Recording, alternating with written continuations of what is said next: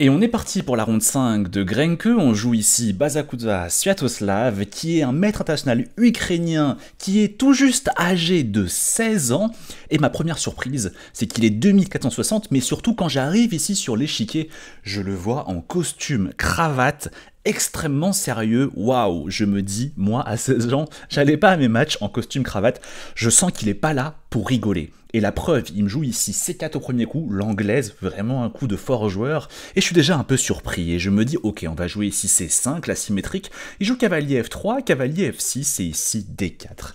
Et je vous avoue que j'avais pas trop révisé l'anglaise, le match venait juste de reprendre, et là je commence à réfléchir, et je me dis, oh là, mais c'est quoi déjà la théorie? Je prends ici en D4, après, déjà pas mal de réflexion, il fait cavalier prend D4, ici je joue E6, je sais plus exactement si ici je joue C6 ou E6, et finalement je joue E6, et là il enchaîne tout de suite avec G3, le prodige, on va l'appeler le prodige parce que j'ai beaucoup de mal à dire son prénom, et là je commence à réfléchir et je me dis, ah je sais plus exactement qu'est-ce que c'est que la théorie, après réflexion je joue ici D5, mais vous voyez, j'ai déjà dépensé 30 minutes à la pendule, mais parce qu'en fait, j'ai pas envie de me prendre une préparation et je sais qu'il est extrêmement bien préparé. Ici, il joue fou G2 et encore une fois, là, je sais plus exactement qu'est-ce que c'est que la théorie. Je vois ici le coup E5 qui est extrêmement critique pour prendre le centre et en fait, la ligne critique, il me semblait, c'est cavalier F3. Et en fait, moi, je joue D4 pour prendre encore plus de centre. Et le piège, c'est qu'il ne peut pas prendre ici en E5 parce qu'il y aurait Dame A5, échec au roi, et j'attaque en même temps le cavalier E5 que je vais récupérer.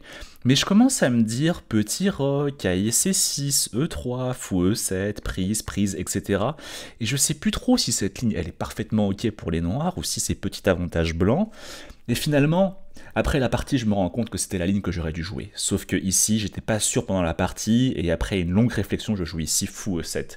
Mais cette ouverture, c'est déjà un drame. Regardez-moi ici le temps à la pendule, il n'a même pas réfléchi une seule seconde, le prodige, et moi, j'ai plus que 48 minutes à la pendule. Ici, il joue petit roc, je mets aussi mon roi en sécurité avec petit roc, et il enchaîne les coups avec C prend D5. Cahier prend D5, et ici, il joue extrêmement vite. Cahier C3, en réfléchissant juste une minute. Mais sauf que là, je commence à me dire, mais attends, le prodige, il aurait pas un petit peu déconné là? Attends. Cahier C3, si je prends et qui prend, après je joue E5. Je viens attaquer ici ce cavalier en D4. Où est-ce qu'il va? S'il va en B5, bah je fais cahier C6. Et je vois pas en quoi je suis moins bien. Mon fou va sortir grâce à la poussée E5. Et il a une très mauvaise structure de pion avec le pion C3 qui est isolé. Et je commence à me dire, mais il aurait pas un peu fait n'importe quoi, le prodige? Et là, je prends ma main, très confiant, je fais cahier, prend C3, et je vois tout de suite que mon adversaire comprend qu'il a joué beaucoup trop vite. Il fait B prend C3, je joue E5, et ici il fait cahier C2 après 5 minutes de réflexion, mais la position en fait est déjà égale. Il a très mal joué. Je joue cahier C6, il joue cahier E3 pour essayer de capturer cette case D5, et je joue fou E6 pour développer mes pièces. Sauf que là, juste après avoir joué fou E6, alors qu'il me reste 35 minutes à la pendule pour jouer 28 coups, c'est vraiment n'importe quoi, et là je me dis, mince, il peut peut-être jouer dame à 4. Et en fait, le problème, c'est quoi? C'est que j'ai un mal fou pour trouver une case pour ma dame. Il va mettre sa tour en D1, ça va attaquer ici ma dame en D8. Et le truc, c'est que si je la mets en C7, à chaque fois, le cahier D5 va venir attaquer ma dame. Et j'ai pas envie de donner mon fou, j'ai pas envie de donner la paire de fous. Et en fait, la pointe, c'est que si je mets ma dame en A5 pour échanger les dames, il a le coup magnifique, fou prend C6. Il mange une pièce et en même temps, il défend sa dame. Si je mange sa dame, il reprend, il a une pièce de plus, et si je mange là, je perds ma dame. C'est la pointe que j'ai oubliée. Et là, je commence à me dire, ça va pas. Il y a tour D1 qui arrive, comment on empêche tour D1? Et là, je vois une idée un peu farfelue, je me dis, tiens, et si on jouait fou D7? Mon idée, c'est que s'il joue tour D1, c'est une grosse erreur, parce que j'ai la découverte cahier D4 qui attaque sa dame, et s'il vient en C4 pour défendre le pion E2 qui est attaqué, je fais tour C8 qui attaque sa dame, et s'il va en D3 pour continuer à défendre ici le pion E2, je fais tour prend C3, magnifique, et en fait, s'il fait ça, fourchette royale, et je gagne ici sa dame. Bon, ok, bien sûr, il est extrêmement fort, le prodige, il est 2462 Elo à 16 ans quand même, En plus, il est en costard-cravate, donc ça fait encore plus peur. Et donc, il le voit tout ça. Il joue tour B1, bien sûr. Je joue tour B8 et il joue KD5. KD5, son cavalier est très bien placé ici au centre de l'échiquier, menace de prendre la paire de fous. J'ai envie de conserver ce fou, donc je joue ici fou C5. Et uniquement maintenant, il joue tour D1. Et là, le problème, c'est que ça ne fonctionne plus, mon cavalier D4. Pourquoi? Parce que là, il y a dame C4 et je n'ai plus d'attaque ici sur la dame en C4. Il a joué de façon extrêmement précise. Ok, ici, je vois ce vis-à-vis qui est extrêmement désagréable sur ma dame. Donc, je me retire en E8 de ce vis-à-vis avec la tour D1. Et là, il prend sa main, il joue un coup qui m'a totalement surpris. Il joue ici dame H4. Dame H4, et là, je panique. Je panique, je me dis, attends, mais Julien, t'as 15 minutes à la pendule, et tu dois jouer 23 coups avant qu'on te rajoute 15 minutes à la pendule. 23 coups en 15 minutes, c'est juste pas possible. Et là, je commence à me dire, oh, mais attends, si je fais rien, il va commencer à menacer cavalier F6, échec, fourchette royale, sacrifice. Et si je mange son cavalier, il fait fou E4. Il menace ici mat en H7. Pour empêcher le mat, qu'est-ce que je fais? Je fais F5. Mais si je fais F5, dame G5 échec, roi H8, dame F6, roi G8, fou H6, et c'est mat imparable ici en G7. Je commence à voir ce sacrifice en F6 et je comprends pourquoi il a joué ici dame H4. Et je comprends que je dois immédiatement essayer de ramener davantage de défenseurs. Donc je joue ici le coup fou F5 pour essayer de ramener un petit peu de défenseurs. En même temps, j'attaque ici la tour qui est en B1. Donc il joue tour B5, attaque le fou C5, et ici je joue B6. Et là, mon adversaire joue ici fou E3. Au début, je suis surpris de ce coup parce que je pensais qu'il voulait essayer de me mater. Mais tout d'un coup, je comprends la force de son coup. En fait, mon fou, si je le recule, c'est assez passif. Et si je mange ici en E3, il fait cavalier, prend E3. Il l'attaque ici le fou en F5. Et quand je le recule, le problème, c'est quoi? C'est qu'il va venir jouer tour D6. Le KC6 est extrêmement attaqué. Et en fait, il va devoir partir. Et après, du coup, le pion E5 ne sera plus défendu. Aïe aïe aïe. Sauf que là, sur tour D6, je me dis « Ah, j'ai cavalier E7 ». Et en fait, le pion E5 n'est pas vraiment prenable, parce qu'il y aurait la fourchette cavalier G6. Donc finalement, ça va. Je prends ici en E3, il prend en E3, attaque le fou, et je reviens ici en E6. Là, mon adversaire comprend que tour D6, finalement, ne gagne pas de matériel, et il continue tranquillement ici avec le coup C4. Ok. Là, on consolide avec F6, il joue fou E4, menace ici de prendre en H7, donc je joue ici G6. Surtout pas H6, parce qu'il y aurait beaucoup trop de trous sur case blanche, hein, donc je joue ici G6. Et là, il joue KD5, attaque ici le pion F6, qui est défendu qu'une seule fois, je joue ici roi G7. Mais là, je vous avoue que je suis en panique totale, j'ai 4 minutes à la pendule, mon adversaire en a 46, et avec ces 4 minutes à la pendule, je dois jouer près de 16 coups en moins de 4 minutes, vous imaginez. C'est vraiment la panique. Il joue KC7, attaque le fou, attaque la dame, je recule ma dame, il mange en E6, je mange de ma dame, il joue tour BD5, menace ici de s'infiltrer en D7. Je comble vite la colonne D et ici il enchaîne avec E3 pour empêcher cavalier D4. Et là, j'ai 4 minutes à la pendule. Et en fait, je me dis, ok, rentrons en finale, parce que là, il y a trop de pression. Là, il faut simplifier la position, parce que sinon, je vais pas réussir à jouer 13 coups ici en 4 minutes seulement. Et là, je commence à me dire, attends, je peux pas échanger les tours. Au début, je me dis, oui, mais il y a la fourchette, Julien.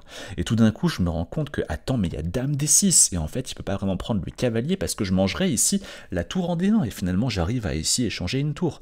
Donc, j'y vais. Je joue tour prend D5. Mais j'ai quand même dépensé la moitié de mon temps pour jouer ce coup. Il me reste 2 minutes 40 pour jouer 12 coups à la pendule. Et le prodige, il le sait, il en profite. Il joue C prend D5 très vite. Je joue dame D6 et il joue ici fou F3. Défendant la tour D1 et donc désormais, il menace de manger mon cavalier. Je joue cavalier E7. Il joue dame A4. Attaque ici le pion A7. Il me laisse pas respirer, hein, le prodige. Je joue A5 pour défendre ce pion. Il joue tour C1, menace de s'infiltrer ici colonne C. Je viens vite boucher la colonne C avec tour C8, tour prend C8, cavalier prend C8. Et là, je commence à me dire, oh, il y a dame C6. Dame C6, qu'est-ce que je fais? Dame prend, pion prend. Est-ce que je joue roi F7?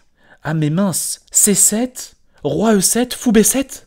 Et si le cavalier s'en va, il fait dame. Il a une pièce de plus. Mais heureusement, là, je me dis, oh, j'arrive juste à temps. Roi D7, juste à temps. Et ça y est, finalement, je gagne le pion C7. Oh, ça va mieux. Et donc, je me dis, ok, il menace pas Dame C6, tout va bien. Et ici, il joue le coup E4. Au début, je me dis, c'est trop bizarre ici. Il me laisse le temps de mettre mon fameux cavalier en D6 pour faire ce fameux cavalier bloqueur à la Nimzowitsch, vous savez. Hein. Sauf que là, j'allais prendre ma main et j'allais jouer Dame C7. Et genre, là, je me dis, Dame C7 ? Bah ouais, c'est bon, Dame C7. Dame C7, cavalier D6. Et c'est ultra solide. Jamais on peut perdre cette partie. Et là, j'allais prendre ma main pour jouer Dame C7 et je commence à me dire, attends, il n'y a pas Dame C6 là ? Et là, je commence à me dire, attends, là, il prend prise. Et si maintenant je viens, en fait, la différence, c'est qu'il y a fou G4. Oh, il y a fou G4. Et en fait, en ayant joué E4, d'abord, maintenant, je n'ai plus F5 pour bloquer la voie du fou, et donc je suis obligé de bouger mon cavalier. Le cavalier bouge, il joue C7, et au prochain coup, C8 dame, il aura une pièce de plus. Et là, je me dis, oh là là, heureusement que j'ai pas joué Dame C7. J'ai failli perdre la partie bêtement, et du coup, je joue très très vite cavalier E7 pour défendre la case C6 et empêcher Dame C6. Mais ça m'a pris beaucoup de temps. Ici, il me reste 37 secondes pour jouer 6 coups avant d'avoir 15 minutes de plus à la pendule. Je suis pas serein et il continue à mettre la pression ici avec fou E2.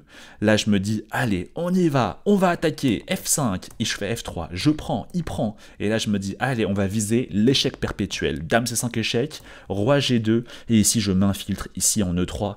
Et je me dis, c'est bon, s'il rentre par là, moi, je vais manger son fou, et ça va faire échec perpétuel. Là, je suis extrêmement confiant. Il me reste finalement 3 coups à jouer, avant d'avoir 15 minutes de plus à la pendule, avec 51 secondes, et je me dis, ok, pour moi, c'est match nul, il n'y a aucun souci, et on va faire un bon résultat contre ce prodige ukrainien. Ici, il joue Dame C2, défendant le fou E2, et je me dis, ok, le truc, c'est que, en fait, j'aimerais beaucoup mettre mon cavalier bloqueur en D6, qui bloquerait son pion passé, et en même temps, depuis D6, le cavalier va attaquer le pion E4, ce qui est vraiment top, et donc je me dis, tiens, c'est marrant, je peux jouer cavalier C8. Et il ne peut pas vraiment prendre le cavalier en C8 parce que s'il le prend, j'aurai Dame prend E2 et ce sera forcément ici échec perpétuel, vous voyez. Donc là, je suis extrêmement confiant et je me dis, ok, ça y est, le match nul est dans la poche, cavalier C8, je joue. Avec 38 secondes à la pendule, il me reste 2 coups à jouer avant d'atteindre le 40e coup. Ici, il joue Dame C7 échec, je me dis, ok, c'est un échec, c'est pas très grave, je joue ici Roi H6. Et là, il prend sa main pour jouer son 40e coup et il joue fou F3. Et là, je commence à me dire, ok, j'ai 50 secondes à la pendule pour jouer un dernier coup. Et je me dis, attends, mais c'est pas si simple. En fait, si je fais mon échec en D2, il va ici en H3 et j'ai plus d'échec. Et je me dis, attends, mais j'ai plus d'échec, comment ça se fait ? Comment ça se fait ? Et en même temps, j'ai mon cavalier qui manque ici cruellement de cases, qui est totalement dominé ici par la Dame C7. Mais il me reste 30 secondes, 20 secondes, 10 secondes, j'ai pas le choix, je dois jouer quelque chose. Je joue Dame D2 en urgence, je me lève, je vais aux toilettes, je vais respirer, je prends une pause, 15 minutes de plus à la pendule, je reviens devant l'échiquier, je vois ici qu'il joue Roi H3, et je commence à me dire, oh, attends, mais où est l'échec perpétuel ? Où est l'échec perpétuel ? Si je bouge mon cavalier, il va manger mon cavalier avec sa dame. Et je commence à calculer, attends, mais c'est sûr qu'il y a un truc. Dame F2, j'attaque son fou. S'il mange le cavalier, je mange son fou. Et c'est sûr qu'il y aura échec perpétuel. Mais là, tout d'un coup, je commence à me dire, mais attends, mais s'il défend son fou avec Dame F7, comment je continue ? Et en fait, j'ai du mal à voir la suite. Si je fais Dame F1, échec, il fait Roi G4. Et en fait, il menace ici Dame F8 et c'est quasiment imparable l'échec et mat. Et je me dis, non mais il y a forcément une solution, c'est pas possible. Je pense à cavalier D6 pour ramener mon cavalier, mais il y a Dame F8. Échec. Je vais en G5 et il fait Dame prend D6, Dame prend F3, Dame prend E5. J'ai une finale de Dame qui est totalement perdante. Je commence à me dire, mais c'est pas possible. Et je commence à calculer ici dame E3 pour attaquer ici le fou. Mais encore une fois, il y a dame F7 avec les mêmes soucis. Je calcule et je me dis, mais qu'est-ce qui s'est passé? La position était tellement égale. Qu'est-ce qui s'est passé? Et là, il me reste quelques minutes à la pendule. Je me dis, ok, je vois pas de solution, il faut que je joue un coup. Je joue ici dame F2.